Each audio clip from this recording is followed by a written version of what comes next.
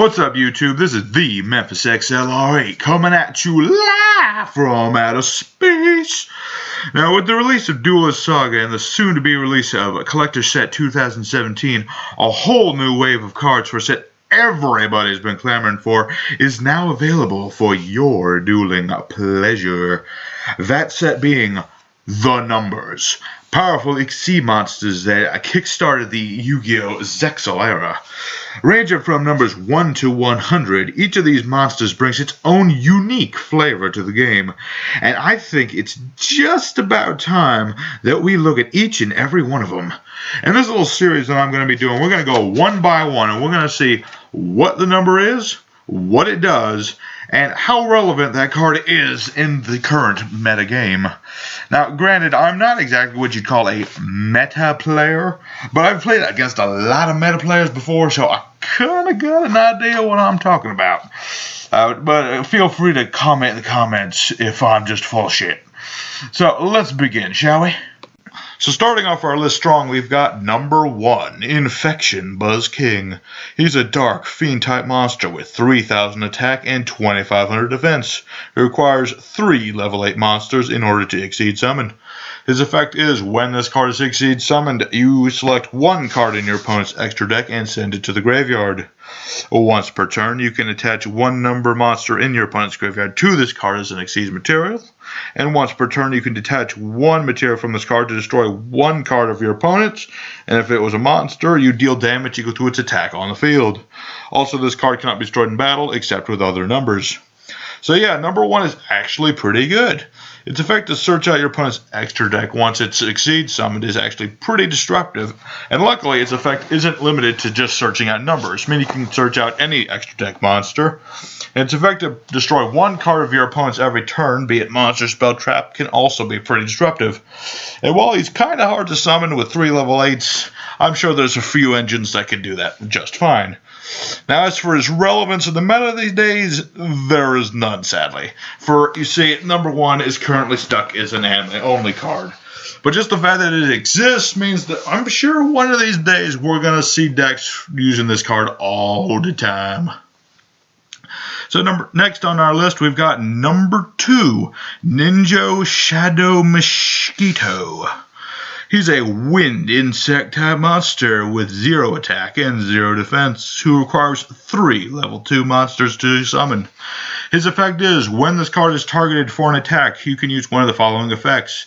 Number 1, detach 1 material, and this card cannot be destroyed by battle or card effect. You take no damage from battles with it, and also place 1 hallucination counter on 1 face-up monster. And number 2, if this card is attacked by a monster with a hallucination counter, it cannot be destroyed in battle, and your opponent takes all the damage you would have taken. So number 2 actually has a pretty cool battle effect, meaning that none of your opponents are going to attack into this thing all willy-nilly unless they're using a certain number we're going to get to later. And sadly, he's not a ninja, so don't use him in ninjas. Don't even think about it. I'm looking at you, Kenneth. So, as for the relevance of this card, sadly, he joins number 1. In fact, he is also anime exclusive. But again, I'm sure we'll see him coming up sooner or later. Next up on our list, we've got number 3, Cicada King. He's a wind insect monster with 1,200 attack and 2,500 defense, and he uses 3 level 3 monsters for his exceed summon. His effect being, when a monster effect is activated on your opponent's side of the field, you can detach 1 material to negate that monster's effects, and if you do, this card gets 500 defense. Cicada is a nice first turn option, as its defense can rise to a staggering 4,000, and also its effect to negate your opponent's effects, non-targeted, mind you, if I'm actually reading this card right, is actually a really good effect, as there's lots of monsters with powerful effects that can't be targeted by normal means, so this card's a nice out to that. As to relevance, sorry, this one's also anime exclusive, but don't worry, we're getting out of the realm of that very soon. So, next up, number 4, Stealth Kragen. Kragen? Hagen. Yeah, we'll go with Hagen. This is a water aqua-type monster with 1900 attack and 1500 defense. He uses 2 level 4s as opposed to 3 in order for it to be exceed summoned. And his effect is, once per turn during either player's turn, you can target a water monster on the field and destroy it, and then inflict damage to its owner equal to its attack on the field. And if this card is destroyed, you special summon a number 4 stealth Kragens or Kragen spawn from your extra deck or your graveyard, except for this card, equal to the number of materials attached to this card. Then you attach the materials in your graveyard that were attached to this card back to this card as Xyz material. So yeah, number 4 is actually pretty interesting. Its effect to destroy water monsters, be yours or your opponent's, is actually pretty interesting, especially if you combine this with a card like DNA Transplant in order to change your monsters to water monsters. And its constant revival effect whenever it's destroyed means your opponent's going to have to find alternate ways to get over this thing. And so if you're running a water monster deck, like specifically to summon out level 4 monsters, this card is actually a nice side deck choice. Well, once it's, printed in real life, because again, this is an anime exclusive card. Now, before we move on to number 5, I just want to briefly bring up the other numbers 1 through 4. Those being Numeron Gates, Ekam Deva, Trini, and Kadvari. These cards all share the same effect. This card cannot be destroyed in battle except with a number monster, and after damage calculation, you can detach 1 Xyz material from this card to double the attack of all Numeron monsters you currently control. Now, these 4 monsters were all used in the anime by Dawn 1000, who was the final boss of Yu-Gi-Oh! Zexal. And he referred to these cards as the quote-unquote real numbers 1 through 4. Yeah, remember the 1 through 4 that we already discussed? Those were fakes, apparently. Now, I don't know about you, but personally, I don't care for these guys. I mean, bringing all 4 Numeron Gates out at the same time, which Dawn 1000 was only able to do because he has a very, very broken card and a very, very silly field spell, let's call it. So, using these cards in conjunction with one another is a very tricky proposition.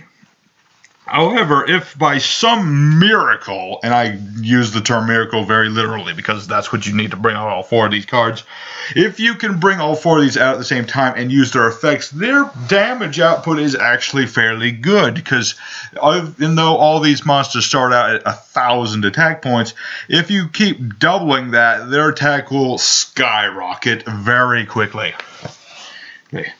Okay, now on to number 5. It doesn't exist. Yeah, good job, Konami. I mean, you had one job. Give us 100 monsters that we can use in this game that go in this set, and you fucked it up. You fucked it, laddie. You fucked it up good. Now, I don't know about you, but they literally could have put anything in this spot, and honestly, I'm not going to dwell on this card anymore, but we're going to come back to it later. Trust me. Trust me good. Storming his way onto the battlefield next, we've got number 6, Chronomaly Atlantis. He's a light machine type monster, for some reason, with 2,600 attack and 3,000 defense. He requires 2 level 6 monsters for his summoning, and his effect is, when this card is Xyz summoned, you can target 1 number monster in your graveyard and equip it to this card. This card gains attack equal to half the attack of that equipped monster. Once per turn, you can detach 1 material from this card and then send the equipped monster to the graveyard to halve your opponent's life points. However, you cannot conduct your battle phase during the turn you activate this effect. So number 6 is actually a pretty good boss monster for the aforementioned Chronomalies. His effect will usually nab a monster with 2,000 plus attack, so his attack values are always going to range high. Although this does require setup, seeing as you have to send a specific number monster in order to use its effect. The life point having effect is also pretty cool, because if you run burn cards with it, you can easily knock your opponent's life points down to 0. Although I do wish Chronomalies actually had burn cards in their own archetype in order to capitalize on this effect. As for the relevance of this card, congrats, you can actually run Chronomaly Atlantis in your deck right now. Oh, and if you're running Chronomalies for whatever reason, you really can't go wrong with a copy of this card. Now let's take a roll of dice, take a chance. It's here, number 7, Lucky Straight. He's a light fairy monster with 700 attack and 700 defense. It requires 3 level 7 monsters to summon, and his effect is the following. You can detach 1 Xyz material from this card to roll a 6-sided die twice, and this card's attack becomes the larger number times 700. Then, if the total roll of your dice was 7 exactly, you can apply one of the following effects. Send all of the cards on the field to the graveyard, special summon a monster from your hand or from either player's graveyard, or draw 3 cards, then discard 2. Now, I'm not hyping this card up just because I'm a total sucker for gamble cards, but number 7 is by far one of the best numbers ever. Not only can he rise up to an impressive 3,500 points, but his effect is also usable multiple times per turn. That's right, you can roll 3 times in a turn. To top it all off, his effects are actually really good. The ability to send all your opponent's cards to the graveyard, non-targeted, non-destruction, is really good in today's game. And his other 2 effects are actually reminiscent of 2 banned cards, those being Monster Reborn and Graceful Charity, respectively. So if you've got the means to make number 7, there's no reason you shouldn't. Because he's out, he's about, and he wants to be your best friend for life. Here to blow your mind is number 8, Heraldic King Genome Heritage. He's a light psychic monster with 2,400 attack and 1,800 defense. Requires 2 Heraldic Beast monsters for his summoning. And his effect is, once per turn, you can target 1 face-up Xyz monster your opponent controls. And this card's name and original attack become that monster's, and this card's effect becomes that monster's. The monster targeted's attack becomes 0, and its effects are negated until the end phase. So yeah, Heraldic King's effect is actually pretty good, and is usually stable at 3 in any Heraldic Beast deck. The fact that it can negate any Xyz monster's effects and then automatically use it right after is actually really good, especially if on the more, what you want to call problematic Xyz monsters like Castell, Sky Blaster, or other monsters in the number archetype. You know, whatever you want. Number archetype. Is that an archetype? I'll look that one up again. I'm pretty sure there is series, but I said archetype, so whatever. But anyway, like I said, Heraldic Beast Genome, very good card for Heraldic Beasts. If you're running the deck, do not go out without 3 of them. Next up on our list, we've got the big beefy number 9, Dyson Sphere. Or maybe it's a Vileplume. It's kind of hard to tell, I don't know. You be the judge. Anyway, this guy's a light machine type monster with 2,800 attack and 3,000 defense, who requires 2 level 9 monsters for his summoning. His effect is once per battle step. During your opponent's turn, if this card with Xyz material is attacked, you can negate that attack, this being a quick effect. And when this card is targeted for an attack with no materials, you can target 2 monsters in your graveyard, attach it to that card as Xyz materials. Also, you can detach 1 Xyz material from this card. This card can attack directly. However, your opponent must control a monster with higher attack to activate and resolve this effect. So yeah, number 9's effect to negate any attack that's set on it, and then being able to reattach materials is actually pretty solid. Your opponent's not going to be able to attack this thing all willy-nilly as they normally would, because even if it has no materials, you can just reattach them, and then being a quick effect, you can then negate any attack. So, being able to destroy number 9 is very infrequently your option of getting rid of this thing, unless you're using certain monsters. All in all, it's actually a pretty nice card, even though bringing out 2 level 9s for its summoning can be a bit difficult, considering there aren't that many level 9 main deck monsters. However, I do want to pull up that last bit about him being able to attack directly. For a 2800 point monster to be able to attack your opponent directly is very, very devastating. However, the fact that your opponent has to have a monster that's stronger than Dyson Sphere for this to work is a bit niche, I should say. I mean, go ahead and use it if you want to go up against Blue Eyes Turbo, but, you know, you might want to go with something more like, I don't know, Spell Striker or something. Yeah, run it if you want, but there's better options in the game. Next up, let's lighten things up with Illuminati?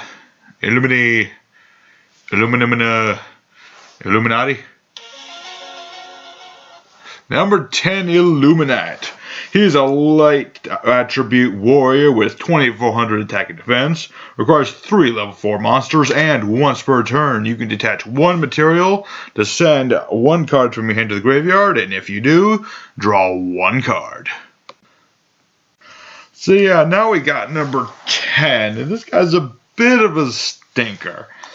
Sure, the fact that it lets you draw 1 card every turn is pretty nice, but the fact that you need to discard at the same time means that you all of a sudden you have to have a card in your hand in order for this effect to work. Although in today's games you do have plenty of cards that have effects to activate in the graveyard, there's usually better ways to get them there. And while number 10 has decent stats, getting 3 level 4 monsters on the field at the same time to summon them is a bit of a stretch, and you usually want to go into something a bit beefier, I'd say. Run it if you like, but in today's game, this card's a bit too slow. Next up, we have a very relevant card in the meta game today. We've got number 11, Big Eye. I see you. A dark attribute spellcaster with 2600 attack and 2000 defense, requiring 2 level 7 monsters, and his effect is, once per turn, you can detach 1 Xyz material from this card, then target 1 monster your opponent controls, take control of that monster, and this card cannot attack the turn you activate this effect. So like I said, number 11 is actually a pretty relevant card today, and was especially relevant back during the Dragon Rulers format.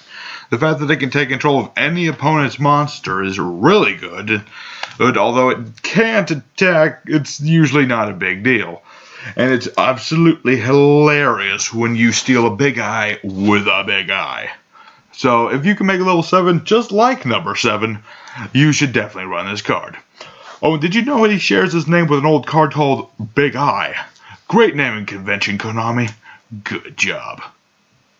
Silently creeping onto the battlefield and knocking out a certain orange jumpsuit wearing wannabe, we've got number 12, a Crimson Shadow Armor Ninja, an Earth Warrior type monster with 2400 attack and 1700 defense, who requires 2 level 5 monsters to summon, and his effect is thus, once per turn during either player's turn, you can detach 1 Xyz material from this card. This turn face-up ninja monsters you control cannot be destroyed by battle or by card effects. So ninjas have been a thing in this card game ever since it began, but they didn't really have any sort of support for themselves. They were just one-off cards. That all changed when the Armor Ninja card set was introduced, and this little number was actually its forerunner boss monster. His effect can be used on either player's turn, protecting from both battle and card effects, and there's plenty of cards in the Armor Ninjutsu card archetype that allow you to turbo this thing out pretty good. But it's got a solid body, there's just nothing to complain about here. So if you use the ninjas, run this thing, run it like all hell broke loose. Next up on our list is the dread number 13. Train Heartnet, a ruthless assassin born and raised in the underworld. Wielding the mighty Hades, he dispenses justice in the... Oh wait, shit, that's the wrong number. Hold on a second. Okay, hold on. I'm getting to it. I'm getting to it. Okay, the actual number is number 13, Embodiment of Crime. He's a dark fiend monster with 500 attack and defense, and requires 2 level 1 monsters for his summoning. His effect is, So, once per turn, during either player's turn, you can detach one Xyz material from this card, change all monsters your opponent controls to face-up attack position. Also, all monsters your opponent currently controls must attack this card this turn if able. While you control number 31, Embodiment of Punishment, this card gains these effects. This card cannot be destroyed by battle or by card effects while it has Xyz material. Also, your opponent takes any battle damage you would have taken from attacks on this card. So yeah, number 13 is actually one of my more favorite Xyz monsters, and you can obviously see why. Hi. Though his effect relies on you controlling number 31, Embodiment of Punishment, who we'll get to in the next episode. Thank you very much. The lockdown that he creates can be very effective if your opponent has a lot of high attack point monsters, although, to be frank, if your opponent has a bunch of monsters that he can go to an Xyz summon with, he's probably going to do so to avoid the immense arse kicking he's going to get, you know what I mean by ya. The battle and card effect indestructibility is also nice, but again, so long as he has number 31, that's no problem. However, if your opponent does manage to get rid of either one of these monsters, they don't have an effect on their own to stand on. We'll get to number 31 in the next episode where I'll bring back number 13, but until then, here's the relevance. So much relevance. This card is so meta that the meta players don't even know it's meta. It's like super meta.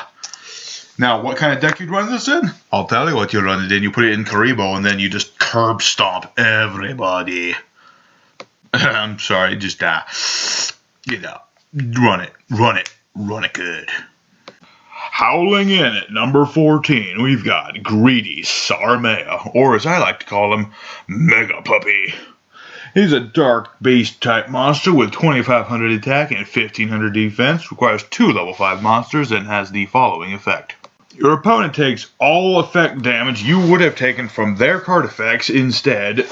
When this card destroys an opponent's monster by battle and sends it to the graveyard, you detach one Xyz material from this card to destroy all monsters on the field with attack less than or equal to the original attack of the destroyed monster. So yeah, Greedy Sarmea actually has a pretty cool anti-burn effect built in, which I really like. And if you happen to be going up against Chain Burn or something, I would really recommend this card, even though you'd still have to be going first because Chain Burn. The second very effect is a pretty nice little nuke effect, which you could combo with Ojama Trio to inflict a bit of effect damage inside. Just remember, if you're going to use this nuke effect to not destroy a monster that has more attack points than Sarmea, i.e. don't use Shrink on your opponent's blue eyes or some such and then ram this thing into it. All in all, nice monster, and I'd definitely run it. Coming in at number 15 is a monster whose position can only mean, come at me bro. It's Gimmick Puppet Giant Grinder.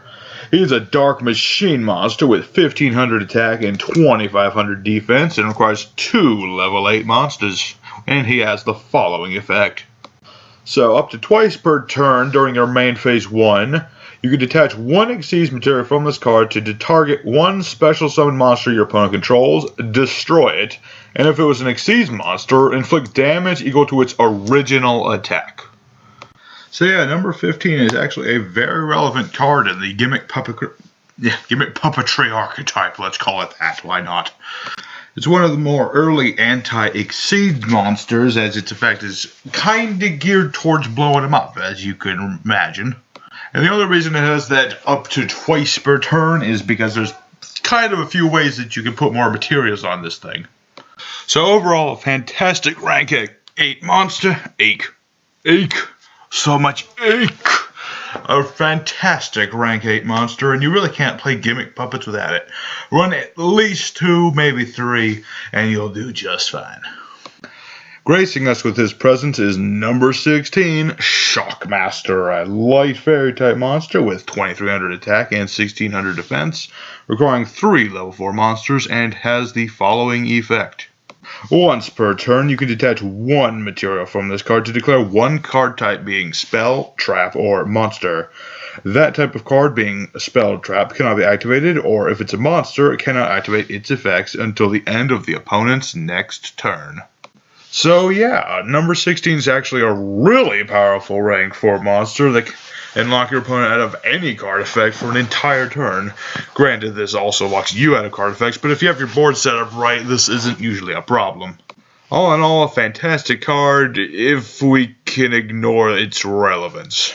You see, number 16 Shockmaster is, in fact, banned at this point in time because gadgets, apparently. So rest assured, you little kitties, that number 16 is not going to be threatening you at your next locals, so rest assured. Slithering his way into our hearts and to our decks, we have number 17, Leviathan Dragon. He's a water dragon, surprisingly, with 2,000 attack and 0 defense, requiring 2 level 3 monsters, and has the following effect. So once per turn, you can detach 1 Xyz material from this card. This card gains 500 attack. However, this card has no Xyz material. It cannot attack the opponent directly.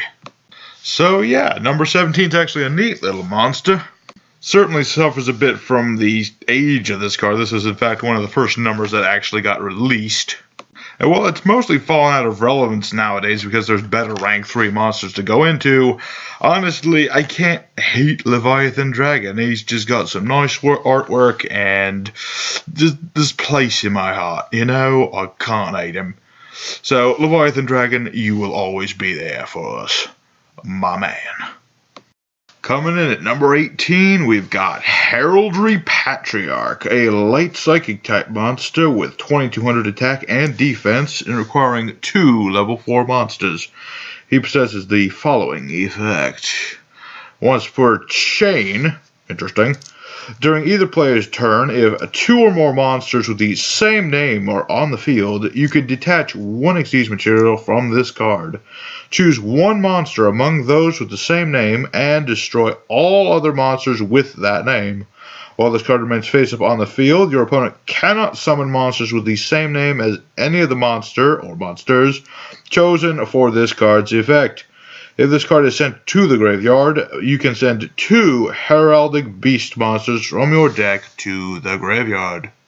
So at first glance, number 18's effect is kind of a niche thing, reserved for very specific circumstances, and it's kind of true.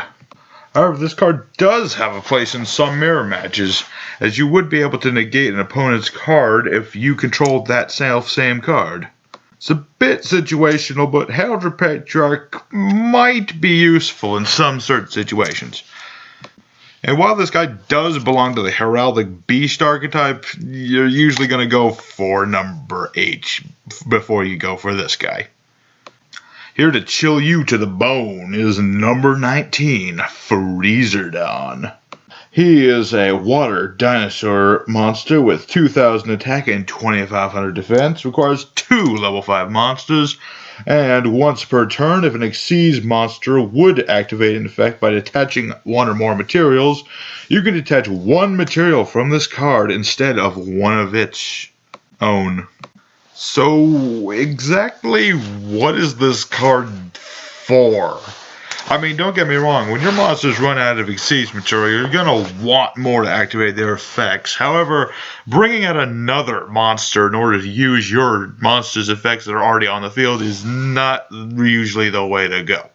There are cards like Xyz Hagen and Xyz Unit that allow your monsters to gain additional Xyz units, so bringing out Freezerdon just to use your effects on the field is kinda counterintuitive.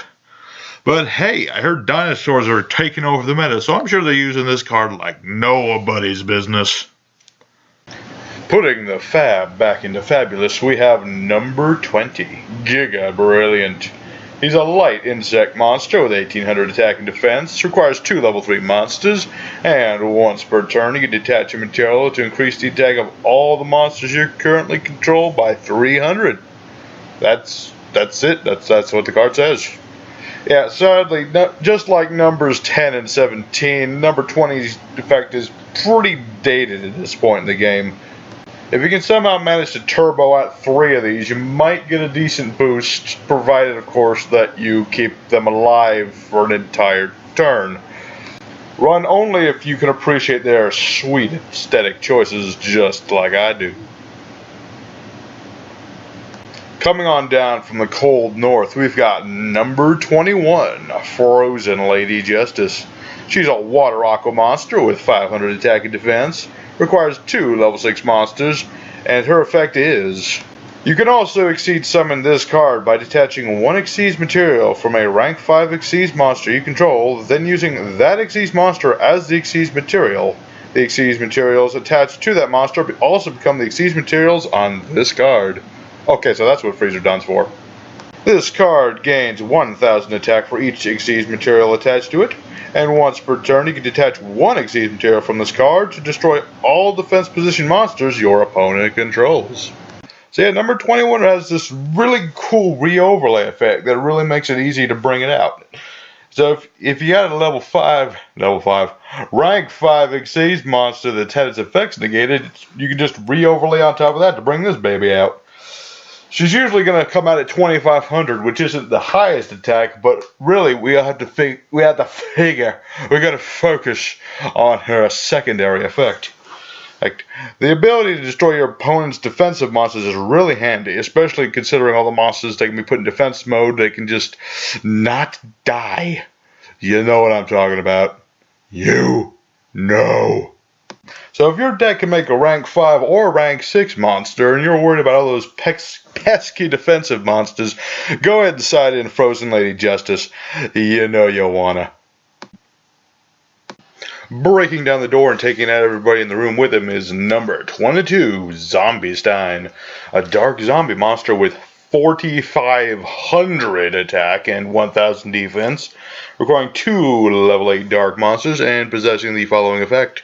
Must be Exceed summoned and cannot be special summoned by other ways. Once per turn during either player's turn, you can detach a material from this card and send a card from your hand to the graveyard to target a face-up card your opponent controls.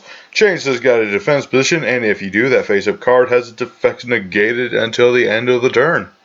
So yeah, number 22 is actually a really beefy number monster. In fact, there's only one other number monster with the same attack as he. This massive body allows Zombie Stein to run over pretty much anything your opponent's got, as there's not that many main deck monsters that can stand up to him. His negation effect is actually pretty useful, as it can be used on both monsters, spells, and trap cards. Just make sure you have some form of protection for him afterwards, because his 1000 defense doesn't really help in the defense department. You know what I'm saying? You know what I'm saying?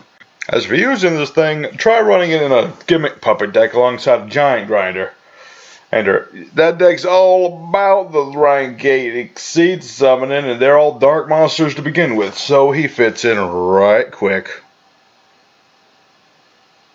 Arriving from the depths of the night, we have number 23, Lancelot, Dark Knight of the Underworld.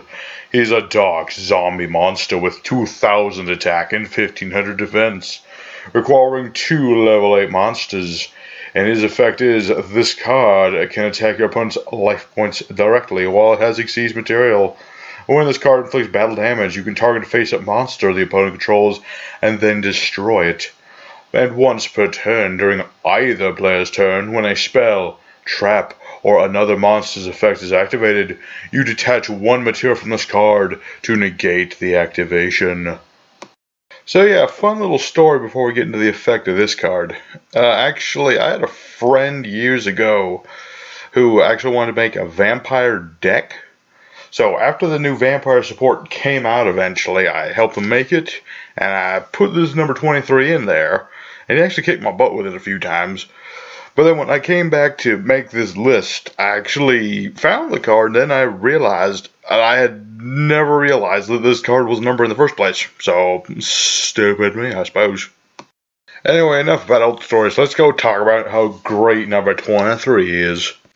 Number 23's ability to attack directly and then destroy an opponent's monster is actually pretty useful, especially if they got something that, you just can't run over. But the real cherry on top of the ice cream sundae is the negation effect. Once per either player's turn negated card effect, that's just pretty damn sweet in my own opinion. And if you want to use this card, just put it in any rank hate spam archetype. What you call them. Go put them in them gimmick puppets too. They need all the support they can get. But if you're planning on using it in zombies, there's a really good combo with Tristan and Isolde of the underworld. The two zombie monsters. They work really good summoning this thing out. Just please, for the love of a crying Karibo, do not use your own card effects while this thing's on the field. His effect's mandatory. You'll negate your own things and then they'll be set. Don't do it. Speaking of vampires, here's number 24, Dragulas, the Vampiric Dragon. He is a dark worm type monster with 2400 attack and 2800 defense. Requires 2 level 6 monsters and once per turn during either player's turn, you can detach a material to target a face-up monster on the field that was special summoned from the extra deck and change it to face-down defense position. If this face-up card in its owner's control is sent to the graveyard or banished by an opponent's card effect, you can special summon it in face-down defense position. And if this card's flipped face-up, you send 1 card on the field to the graveyard. Now, I love any Exceed monster that has an effect that doesn't require materials, and this guy just screams utility. The once per turn Book of Moon effect is pretty good for disrupting your opponent's plays or furthering your own if you got the right cards set up. His revival effect means Dragulas can usually bounce back from pretty much whatever your opponent throws at it. And lastly, the amazing non-targeted bounce that can even protect it from being attacked. This card just got it all. If you got room for rank 6, make room for this guy. He also works pretty well with the aforementioned Tristan Isolde combo, so put him in your vampires if you want. Rounding out this episode is number 25, Force Focus, or as I prefer to call him, a mother trucking camera. He's a light machine monster with 2800 attack and 2400 defense. Requires 2 level 6 monsters for summoning, and his effect is once per turn during either player's turn. You can detach a material from this card to target 1 level 5 or higher effect monster your opponent controls. Negate the effects of that face-up monster until the end phase.